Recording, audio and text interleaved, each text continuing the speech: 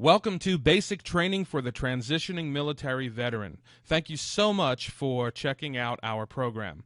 My name is John Sanpetro, and I'm happy to be joined by Dr. Rich Schuttler. I am an International Coach Federation certified business coach who's been helping people transition into new careers since 2000. I'm also a speaker and trainer, and along with Dr. Rich, a proud co-founder of the Professional Progress Academy. Rich, thank you so much for being here and joining us in this program. Glad to be here, John. Can you tell us a little bit about yourself? Well, my background really stems initially from 23 years in the Navy. I went in as an enlisted person at the E1, the lowest level, and then transitioned over 13 years to an E7, and then took a commission as an officer on a program that they have, which allowed certain people from the enlisted community with expertise and experience to go up to the officer ranks.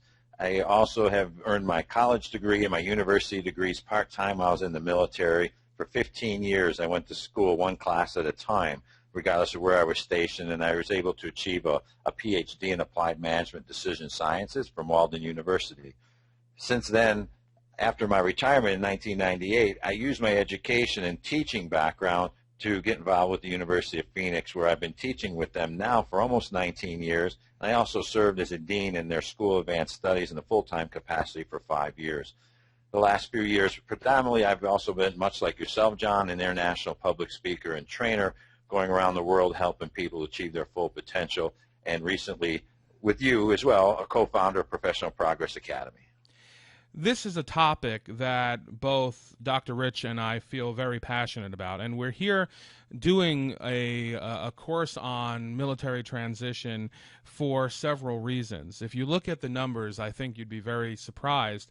In 2012, the jobless rate for post-9/11 veterans was 50% higher than the national average, which was 12.1%.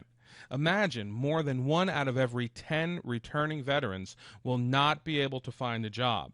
And tens of thousands of veterans are unemployed. And with all of the veterans coming out, or the military members coming out of service now transitioning into civilian life, those numbers will only increase. Also, if you look at the numbers, veterans under 25 faced a staggering 29.1% unemployment rate. For younger veterans, these numbers are even worse. Nearly 3 out of every 10 veterans under 25 are unemployed. Think of 10 people that you served with, Rich, and imagine that any 3 of them would be unable to find the job. It's startling, needless to say, John, that the people who have given so much to go and defend their country come back from the military looking to transition back into their civilian life and find great opportunities and careers are struggling to be able to now live their dreams. And it's not just the professional challenges. Personal challenges as well are quite something. The divorce rate among military couples has increased 42% throughout the wars in Afghanistan and Iraq. Most active duty service people think about returning to their spouse to get them through their tours. So imagine how it must feel to get home and realize that you can't make it work the way you once did. And a lot of that has to do with the transition from military to civilian life, right, Rich? It does, and it's maybe difficult for certain people to understand who don't have a military background or haven't traveled around the world to support the military, as a lot of civilians do. But once somebody goes into the military, they actually go through a 2 or 3 month boot camp to help them get conditioned to what the military life is about. So it programs them, if you will, and prepares them for success in that lifestyle that they've chosen, that career path. So when they come out, some people, whether they've been in for 4 years or 10 years or 20 or even more, when they have to get back out of the military into civilian world, that's a change. And for many of them, the change is dramatic because for a number of years they've been living under one set of rules and guidelines, if you will, and serving in a capacity that is really challenging for many. Of course, those who have been in war have different challenges that they have to adapt to when they come back because they've seen horrific things. They were asked to do things that the average person in this world should never be asked to do, but they rose up to the occasion and went out and did what they believed was right for their country. So the transition, as any change in any kind of environment, is challenging. It's just that here we have so many people who have volunteered to really risk their lives for the sake of our needs and our freedoms and to help people around the world. When they come out, they're struggling, and that's the reason why we're here, needless to say, is to find ways and contribute to making that transition as easy as we can for as many as we can impact. And as big a problem as this is now, with 1 million service members leaving active duty over the next 5 years, the situation potentially could get much, much worse, unless we do something to help those who've served us so well. This is why we've come together to put this program out there to help address those needs. Rich, maybe you could talk a little bit about the goals of this program. Well, I think the biggest goal and the most important is to help the veterans, those who are listening here and those who will continue to be impacted by the education we'll provide, is to give them perhaps a greater awareness or a unique awareness that maybe they're not getting otherwise, to help them in their transition, maybe make it a little bit easier for them, or at least to understand that they're not in this alone, that there's people like us out there who can help them. And even somebody like myself who had spent 23 years in, even though I transitioned what I would rather call successfully, I still had challenges. It wasn't easy for me, nor as it is for other people. Plus, it's about helping equip people with different skills and tools. It's about education, because when we educate people, they learn something new, then they can apply it, and they can see the outcome. So what we're going to do in this type of program for the military veterans is to educate them, help increase their awareness, and give them opportunities to think differently and act differently so that their transition can be quite a bit easier for them. And then finally, foster that community, that aspect of creating an environment where people can associate within so that they can move forward together. I believe that the biggest help that we can do is create this place where veterans can come to and get experience, feedback from those who have gone through such endeavors like we have, and find the education that they need to see things differently. I think it's really important for anybody in any sort of crisis situation to understand that, number one, they're not alone. Number two, they don't have to go through it alone. Oftentimes, I think we, especially military people, feel like they have to soldier on, and they have to just push through it, push through the pain. But the truth is that there are a number of ways that you can reach out to help deal with this type of transition stress, and there's nothing wrong with reaching out. Well, that's an important point you made there about how the military attitude is about pushing through the pain. But the reality is, in the military, you're pushing through the pain with your colleagues, with your fellow soldiers and shipmates, the people that you're counting on day to day. So while you're pushing through with a group of people, a team. Now when they get out and they're on their own, if you will, now all of a sudden they're trying to figure it out all on their own. That support team is not there for somebody to encourage them, somebody to pick them up when they fall. And all of a sudden this heavy burden comes upon them, and they now have to fend for their families, themselves. And it's a completely different view from when they're muscling on or pushing it on in the military. Absolutely, absolutely. So we have taken this program and we've basically broken it down into 6 different chapters, and we'll explain a little bit about each chapter right now. Then in subsequent videos, we'll go into each one of these topics in depth. Chapter 1 is understanding the challenges, both personal and professional. Chapter 2 is designing your ideal transition. Chapter 3 is assessing your skills. Chapter 4 is networking in civilian life. Chapter 5, job hunting and interviews. And then Chapter 6, job offers and salary or package negotiation. So Chapter 1, understanding the challenges of military transition. I think that what often happens is when somebody comes out, they're often quite surprised by the challenges that they're facing. They're coming upon different situations and hurdles that they didn't really expect, right, Rich? Well, sure. And there is so much of a difference between the two, if you want to call them lives, the military life and the civilian life, that the transition that needs to be bridged, it needs to be widened. That bridge needs to be widened to be more inclusive of understanding not only has somebody been away for a period of time, but what experiences they've had. A great example is I was talking with a gentleman the other day, and he had spent 2 years over a period of time in Iraq and Iran. But 2 weeks before he came home, he was working with some children in Afghanistan who would have been happy to have $1 because it would have changed their lives for weeks. But he got back home, and his son, he wanted him to clean his room and help out around the house, and he told his son he would give him, $1, and his son basically said, that's not worth my time.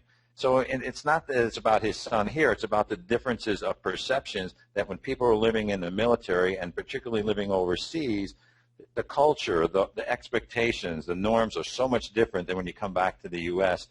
and go back to our daily lives, if you will.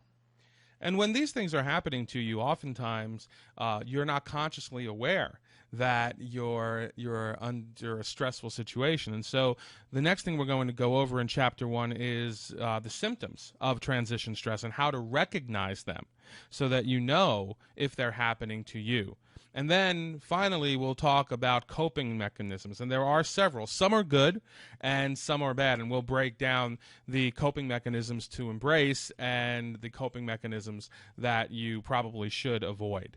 In Chapter 2, we're going to talk about designing your ideal transition. And this is really about taking control, right, Rich? How to take control of that transition rather than getting buffeted around by different people and forces and feeling like you're out of control. Sure, John. The idea here is like anything else in life, whether it be business or one's personal life, is to set that vision for what you want your transition to be, where you want to go, and then you start creating that mission, the steps around to make it happen. So if you know where you want to go, then it's easier to start putting the steps in place to get you there. And that's literally the aspect of taking control, is that not letting it happen haphazardly, but planning for success. And when you take greater control of a situation, it actually does lead to less stress. It certainly does. Then what happens is when you know where you want to go, you start sharing it with other people, and then it's like looking, I call it like looking for your perfect customer. When you know who your perfect customer is in a business, when you see that person, you know that you can reach out to them. And the same thing happens here. When you know what your vision is, it's amazing how many people start coming around you, and you notice who can help you to achieve your goals. We're going to give you a checklist of both personal and professional areas to consider and ultimately help you develop a roadmap that's going to make it easier to accomplish exactly what you want to accomplish. That's Chapter 2. In Chapter 3, we're going to talk about assessing your skills. And one of the real challenges for a lot of transitioning military veterans is that they're not quite sure how to talk about the skills that they learned in the military and how those skills necessarily translate into civilian life and into a civilian job. Right, Rich? Correct, John. And the idea here will be for us to give insights on how people who have their skill set from the military can actually use them as stepping stones back into the civilian community. For example, an infantry person who has spent time in war situations, well, they have a great opportunity to take their skill set and come into law enforcement. In fact, many do around the United States. When they come out of the military, they find great careers in law enforcement, whether that be at the national, at the state level, or even in their cities as city policemen or other aspects in the government, because they've really been trained well and they have the expertise that allows them to walk into a job they're skilled for and qualified for. Of course, the option is always in the challenges, is there enough positions for them to go into?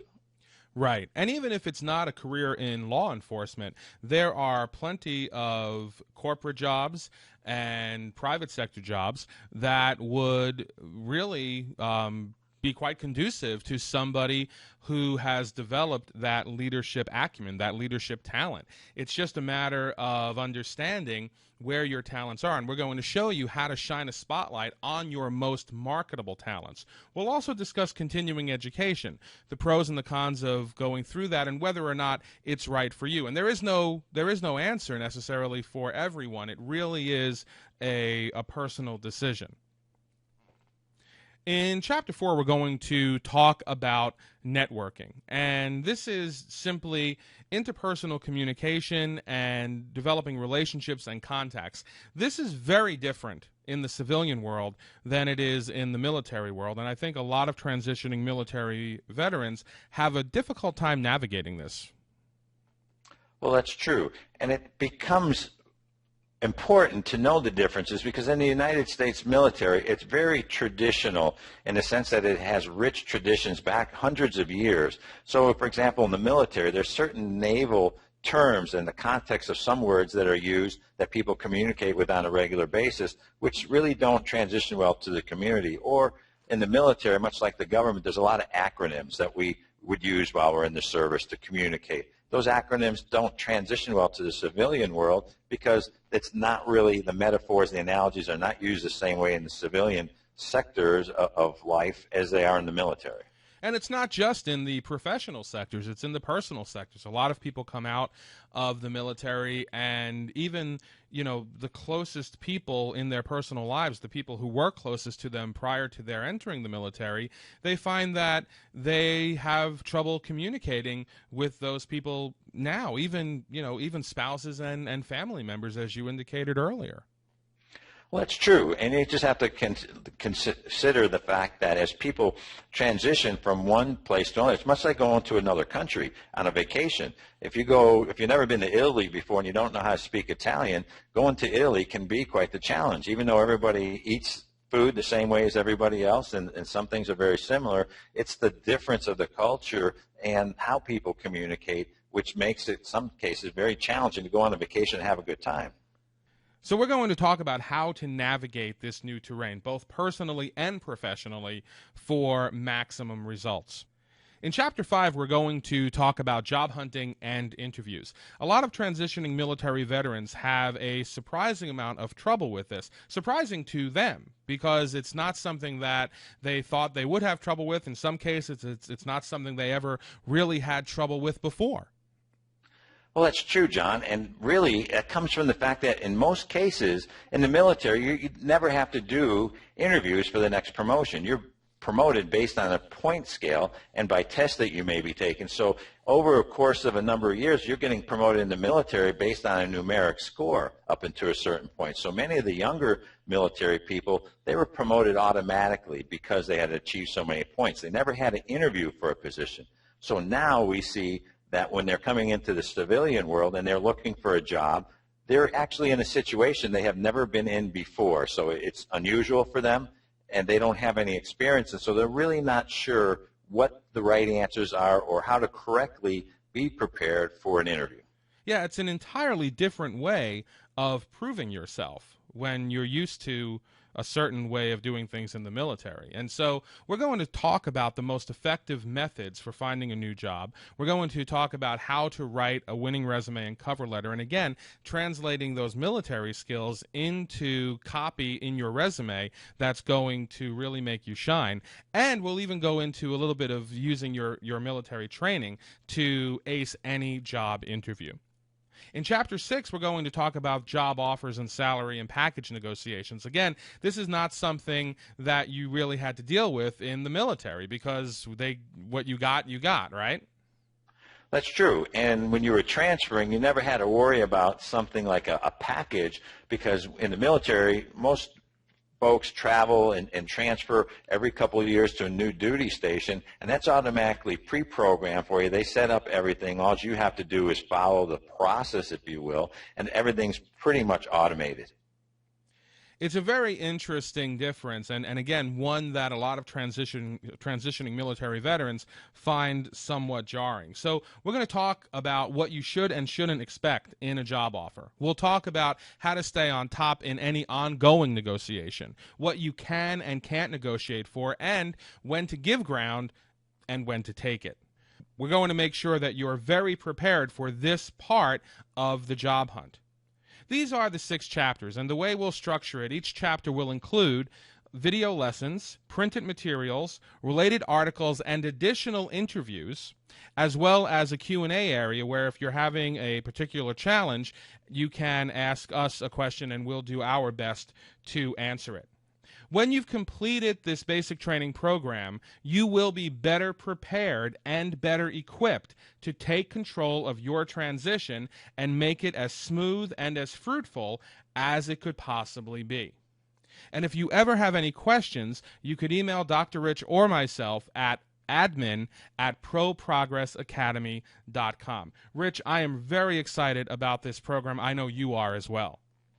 I am, John, and I think this is our great opportunity here to help so many people who have done so much for us in our country. And for me, having spent 23 years in the military and seeing how those who have gotten out have had challenges and experiences that were just unthought of, while yet others made it extremely, simple and easy for themselves. What we want to be able to do here is bridge that, like I talked about earlier, is make that bridge wider and help people understand that they're not in this alone, and by following some steps that we'll provide for them, it will ease that transition. It's a very exciting course. I'm very excited to be working with you, Rich. And for those of you who are watching, if you're ready to take the next step, then all you have to do now is proceed to Chapter 1, Understanding the Challenges, and we'll see you there.